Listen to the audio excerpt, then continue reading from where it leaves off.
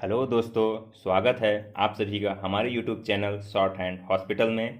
Please subscribe my channel and press the bell icon. Be ready for dictation 5 seconds। Start.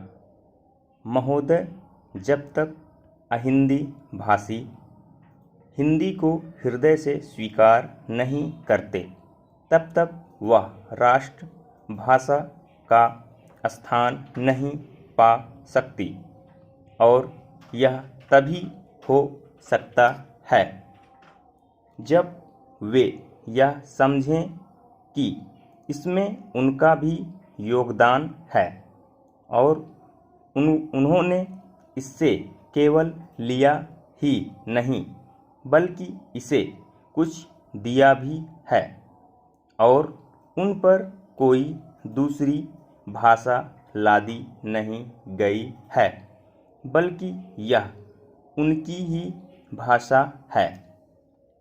मेरे कहने का अर्थ यह नहीं कि आप उनकी ही व्याकरण अपना लें।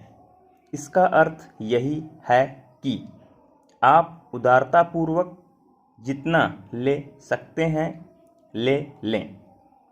भाषा इसी प्रकार बन सकती है।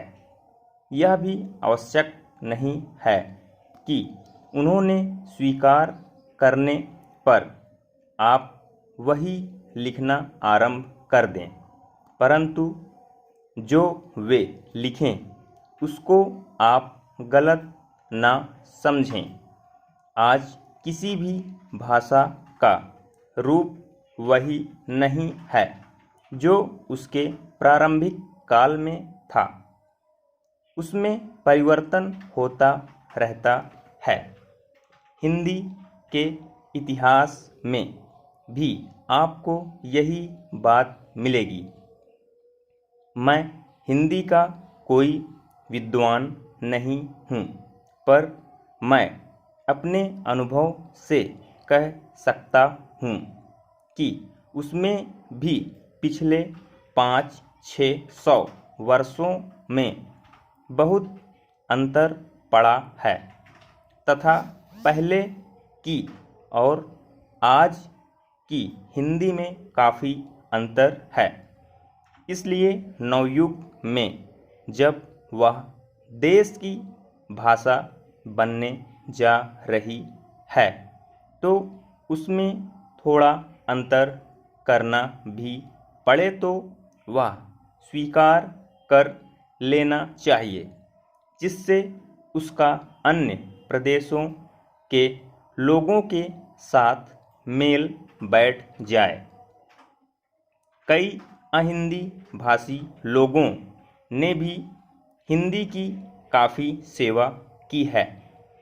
आपके राज्यपाल महोदय अहिंदी भाषी हैं और इन्होंने अपनी भाषा की बड़ी सेवा की है।